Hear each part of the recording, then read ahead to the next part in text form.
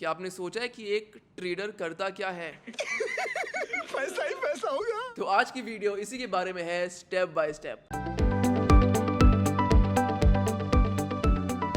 Hey guys, this is Aditya Aguwela, CFA, और इस video में हम देखेंगे स्टेप बाय स्टेप वे एक ट्रेडर का काम होता क्या है। बहुत अच्छे से मैं आपको डिटेल में बताऊंगा कि ये आपकी आखिरी वीडियो होगी जो आपको देखने की जरूरत है। तो इस वीडियो को अंत तक जरूर देखो और सब्सक्राइब बटन अभी दबा दो और इमीडिएटली स्टार्ट करते हैं। So step number 1 is to set your expectations. तो अब बहुत लोग मुझसे पूछते हैं कि आदित्य, आपको तो ट्रेडिंग आती है, आप तो दिन के लाखों कमा रहे होगे, कंप्यूटर में बैठो एक दिन काम करो अपना और विड्रॉ करो लाखों रुपए। तो उनको मैं बस यही बोलता हूँ कि यार, ट्रेडिंग कोई जादू की छड़ी नहीं है कि मैंने ऐसे किया और यहाँ पर पैसे भर गए। ऐसा नहीं पॉसिबल है। इनफैक्ट ऐसा किसी भी की चीज़ के साथ पॉसिबल नहीं है इस दुनिया में। अब नेक्स्ट क्वेश्चन है कि ट्रेडिंग होता क्या है। ट्रेडिंग इज अबाउट, मेरे को नॉलेज है इस पर्टिकुलर एरिया पर, तो मैं अपने सेम इन्वेस्टमेंट्स पर नॉलेज और टाइम देता हूं to take a higher risk on my investment so that I can get a better return. अब समझो मेरी बात इसको। मैं हूं ट्रेडर, मैं थोड़ा बहुत समझता हूं, थोड़ा बहुत मैं सीख चुका हूं और मुझे थोड़ी चीज़ें आती हैं। तो अब मैं क्या करूंगा, अपना पैसा सिंपल किसी भी शेयर पर रख के छोड़ने के अलावा मैं क्या करूंगा, उसी पैसे पे अपना थोड़ी नॉलेज ऐड करूंगा और अपना थोड़ा टाइम ऐड करूंगा कि मैं देखूंगा उस शेयर को, ट्रैक करूंगा। और ये कैसे हो रहा है? क्योंकि मेरे पास नॉलेज है कि मैं समझता हूँ थोड़ा सा कि मार्केट कैसे कैसे चलता है। तो मैं नॉलेज और टाइम और पैसे को लेवरेज कर कर मैं थोड़ा सा हायर रिस्क लूंगा और उस नॉलेज की वजह से उस रिस्क ज्यादा लेने के चक्कर में मेरे को ज्यादा रिटर्न मिलने की प्रोबेबिलिटी है। तो ट्रेडर का काम अल्टीमेटली यही है। तो जैसे समझते हैं कि निफ्टी 50 पे अगर आप पैसे लगा के छोड़ दो, जो अगर आप ट्रेड नहीं करना आते, आप सिर्फ इन्वेस्टर हैं, निफ्टी 50 में आप पैसे रख के छोड़ दोगे तो लगभग आपको 15% साल का एवरेज रिटर्न मिलेगा। अब साल का एवरेज रिटर्न का क्या मतलब है? मतलब कि हिस्टोरिकली देखा जाए तो 15% हर साल निफ्टी ने आपको रिटर्न किया है। कभी बहुत ज्यादा, कभी बहुत कम, बट एवरेज वाइज 15% ही आपको मिलता है। अब आप ट्रेडिंग पे करोगे, इसमें टाइम स्पेंड करोगे, नॉलेज स्पेंड करोगे, तो ये 15% आप इंक्रीज कर सकते हो 20% CAGR के हिसाब से। अब शायद आपको लग रहा होगा कि 5% साल के चक्कर में मैं इतना टाइम वेस्ट करूँ, इतना टाइम लगाऊं यहाँ पे, समझूं हर चीज़, क्या पॉइंट है इसमें? तो मैं आपको एक बहुत इंटरेस्टिंग चीज़ दिखाना चाहता हूँ और वो मैं आपको बताना चाहता हूँ कि पावर ऑफ कंपाउंडिंग होती कैसे है। अगर आप 15% के हिसाब से 1 लाख रुपए दोगे 30 साल के लिए, मतलब 1 लाख रुपए 15% 30 साल, आपको जो अमाउंट मिलेगा वो मिलेगा 66,21,177 rupees. At the same time अगर आप 1 लाख दोगे 20% इंटरेस्ट रेट और 30 साल के लिए, तो जो आपको अमाउंट मिलेगा वो मिलेगा 2,37,37,631। करेक्ट। तो मैंने पूरी यहाँ पर कैलकुलेशन करके रखी है।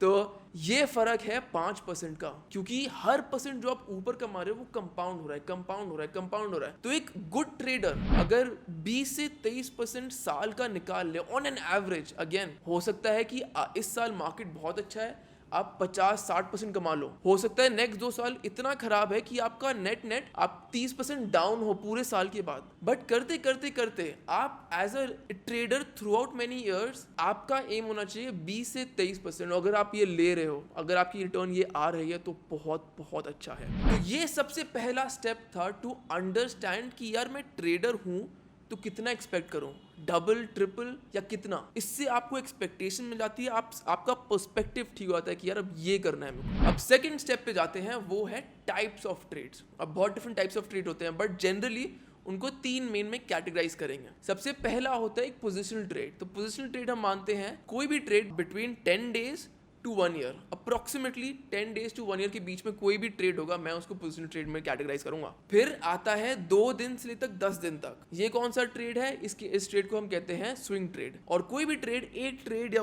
एक दिन या उससे नीचे, मतलब आपने एक शेयर खरीदा उसी दिन पे बेच दिया, उसे हम कहते हैं इंट्राडे ट्रेडिंग। तो एज अ ट्रेडर सबसे ईजिएस्ट मेरे लिए क्या है?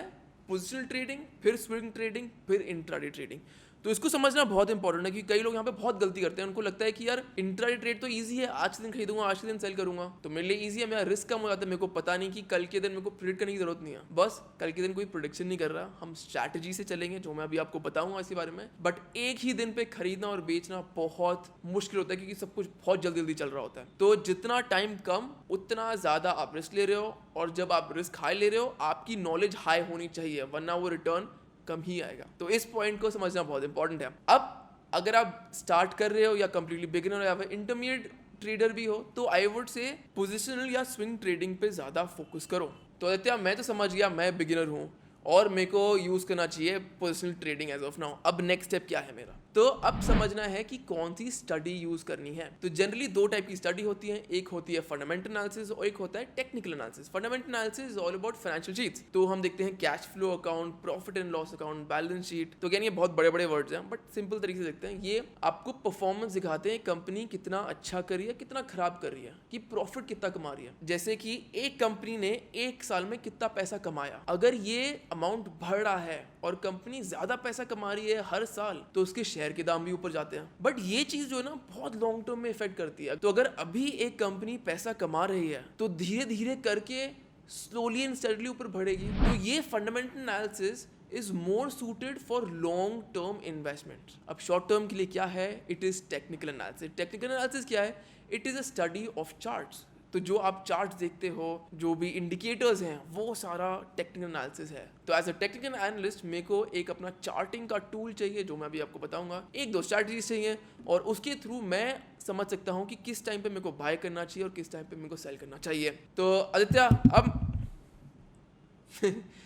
अब मैं समझ गया हूँ कि मेरे को करना है बिगिनर ट्रेड और मेरे को टेक्निकल एनालिसिस फॉलो करनी है। अब नेक्स्ट स्टेप क्या है? अब third step is that a trader should have a trading strategy. अब ये जो स्ट्रैटेजी होते हैं वो जनरली दो पार्ट्स में हम उनको डिवाइड कर सकते हैं। First is trend based trading और दूसरा है against the trend based trading. Stock market में से तीन ट्रेंड्स होते हैं। एक होता है अप ट्रेंड, मार्केट ऊपर जाता है। एक होता है डाउन ट्रेंड, मार्केट नीचे आ रहा है। और एक होता है फ्लैट, विच हम कहते हैं रेंज, की मार्केट फ्लैट चल रहा है। ट्रेंड बेस्ड ट्रेडिंग में क्या होता है? एक ट्रेडर जैसे अगर मार्केट अप ट्रेंड में है तो यहाँ पे बाय करेगा और जब मार्केट और ऊपर जाएगा तो सेल कर देगा। तो जो डिफरेंस होगा वो प्रॉफिट है, वो ट्रेडर का प्रॉफिट है। ऑन द अदर हैंड एक against the trend based trading होता है कि मार्केट जैसे नीचे आ रहा है, ट्रेंड नीचे है और यहाँ पे ट्रेडर बाय करेगा विद द एंटिसिपेशन कि अगर मार्केट ऊपर यहाँ से जाएगा तो he will make a lot of money, कि वो ऊपर सेल कर सकता है, तो वो गैप उसका प्रॉफिट जाएगा। तो अगर आप बिगिनर हैं तो आई वुड स्ट्रांगली रेकमेंड आप ट्रेंड बेस्ड ट्रेडिंग में कीजिए। क्यों? क्योंकि ट्रेंड बेस्ड ट्रेडिंग थोड़ा सा लो रिस्क होता है, अगेंस्ट द ट्रेंड काफी हाई रिस्क होता है। तो आपको यहाँ पे ज्यादा नॉलेज चाहिए, यहाँ पे थोड़ी रिलेटिवली कम नॉलेज चाहिए। अब देखते हैं स्ट्रैटेजी कैसे बनती है। तो जैसे एक वॉरियर के पास टूल्स होते हैं कि उसके पास शील्ड होती है, उसके अपनी स्वॉर्ड होती है, ये सारे टूल्स हैं which help him do his work, whichever work it might be. तो सेम तरीके से एक ट्रेडर के पास भी टूल्स होते हैं। वो टूल्स क्या हैं? Price action, supports and resistance, charting tool, indicators, ये सारे मिला के उस एक ट्रेडर के टूल्स हैं। और ट्रेडर का काम क्या है? इन सबको यूनिक तरीके से अलाइन करना कि कंसिस्टेंटली एक स्ट्रैटेजी बनाना कि कंसिस्टेंटली उनको प्रॉफिट मिलता रहे। तो ये काम है एक ट्रेडर का। अब ये जो काम है कैसे होता है ये मैं आपको बताता हूँ, क्योंकि ये सबसे इंपॉर्टेंट चीज़ है। तो अब ध्यान से सुनना इसे। तो मैं आपको एक डेमो स्ट्रैटेजी बता रहा हूँ और प्लीज़ ये रिकमेंडेशन नहीं है, मैं आपको नहीं बोल रहा कि इस पर ट्रेड करो, मैं आपको डेमो की तरह एक दिखा रहा हूँ कि एक स्ट्रैटेजी होती कैसे है और एक ट्रेडर उसको कैसे यूज़ करता है टू मेक मनी। तो अब चलते हैं अपने चार्टिंग टूल पर। तो अपना चार्टिंग टूल जो हम यूज़ करते हैं वो है tradingview.com और आपके सामने ये चार्ट है निफ्टी का। तो यहाँ पे आप निफ्टी 50 देख सकते हो। तो अब जो मेरे को यहाँ पे करना है, मेरी जो स्ट्रैटेजी है जो मैंने चूज की है वो है मूविंग एवरेज 20 की, और मैं मूविंग एवरेज 20 के क्रॉस ओवर पे ट्रेड करूंगा। आपको एक्सप्लेन करता हूँ इसके बारे में पूरा। सबसे पहले मैं एक मूविंग एवरेज लूंगा जो एक इंडिकेटर है, जो मेरा टूल है, और उस पर मैं मूविंग एवरेज 20 लगाऊंगा। मतलब मेरे को इस चार्ट पर एक लाइन मिल जाएगी जो मेरे को एवरेज बताएगी 20 दिन का कैसे चल रहा है मूविंग एवरेज। तो अगेन आपको कैलकुलेशन में जाने की जरूरत नहीं है। आप ओवरऑल मेन इंटेंट हमारा क्या है, हमें समझना है कि एक ट्रेडर यूज कैसे करता है उन्हें एक अपने टूल्स को टू मेक अ स्ट्रैटेजी, जो मैं आपको यहाँ पे बताऊंगा। तो ट्रेडिंग व्यू एक सॉफ्टवेयर है जो फ्री है, एंड यहाँ पर अगर मैं जाता हूँ इंडिकेटर्स पर और यहाँ पे मूविंग एवरेज लिखता हूँ मैं, तो मूविंग एवरेज यहाँ पर आ गया, क्लिक किया मैंने। तो अब यहाँ पे ये पतली लाइन आ गई जिसे कहते हैं मूविंग MA और यहाँ पे 9 लिखा है। मेरी स्ट्रैटेजी है मूविंग एवरेज 20, तो मैं इसको 20 डाल देता हूँ, ओके कर देता हूँ। तो ये थोड़ा डिफरेंट हो गया और मैं इसका कलर मैं थोड़ा चेंज करता हूँ, ब्लैक कर देता हूँ और इसकी लाइन को थोड़ा थिक कर देता हूँ जैसे कि विजिबल रहे। तो अब मेरी स्ट्रैटेजी क्या है? मेरी स्ट्रैटेजी यहाँ पर है, मैं आपको बताता हूँ। तो अब मूविंग एवरेज में मेरी स्ट्रैटेजी ये है, जैसे ही प्राइस एक मूविंग एवरेज को नीचे से इंटरसेक्ट करती है, मतलब ये प्राइस है, मूविंग एवरेज ये है, इसको नीचे से यहाँ से इंटरसेक्ट किया, नीचे से इंटरसेक्ट करिए तो मैं शेयर्स खरीद लूंगा, और अगर प्राइस मूविंग एवरेज को ऊपर से इंटरसेक्ट कर रही है तो मैं सेल कर दूं। सिंपल, ज़्यादा कुछ मुश्किल नहीं है। अगर मैं देखूं तो यहाँ पर एक पॉइंट था, तो इस पॉइंट पर मैं शायद ले लेता, और आगे जाके इस पॉइंट पर, जैसे इस पॉइंट पर मैं शेयर्स बेच देता। तो अब ये मेरी स्ट्रैटेजी है। तो पहला स्टेप होता है to understand and create a strategy. तो इससे क्या हो गया, मैंने अपनी स्ट्रैटेजी बना दी, और ये जो स्ट्रैटेजी है ये ट्रेंड बेस्ड इंडिकेटर है मूविंग एवरेज। तो ये मेरी स्ट्रैटेजी है ट्रेंड बेस्ड स्ट्रैटेजी के हिसाब से। अब इसके बाद एक इंटरेस्टिंग स्टेप आता है, मेरे को इस स्ट्रैटेजी को टेस्ट करना है, और इस टेस्ट को हम कहते हैं बैक टेस्ट। टेक्निकल एनालिसिस में क्या है, हम बोलते हैं कि अगर ये स्ट्रैटेजी लास्ट 1-1.5 साल में चली है तो प्रोबेबली फ्यूचर 1-1.5 साल में भी चलनी ही चाहिए। तो अब हम क्या करेंगे, हम जाते हैं पास्ट में, और पास्ट में हम सोचते हैं हम 1.5 साल पहले की सिचुएशन पर हैं, और चार्ट में उसको अज्यूम करते हैं कि उस समय हमें ये स्ट्रैटेजी पता थी और उसके हिसाब से हम ट्रेड करते थे। तो हमारा प्रॉफिट कितना आया है, लॉस कितना आया, हम उसको कैलकुलेट करेंगे और हम समझेंगे कि यार ये स्ट्रैटेजी अच्छी है कि नहीं। अगर हमें प्रॉफिट्स अच्छे मिल रहे हैं तो बस मिल गया हमें, इसको ही हम फिर से इसको हम यूज करेंगे इन फ्यूचर। अगर हमें इसमें प्रॉफिट्स अच्छे नहीं मिल रहे तो हम कहेंगे कि यार ये स्ट्रैटेजी ठीक नहीं है, कुछ और ट्वीक करते हैं, कुछ डिफरेंट लेते हैं। समझ रहे हो मेरी बात? समझ रहे हो?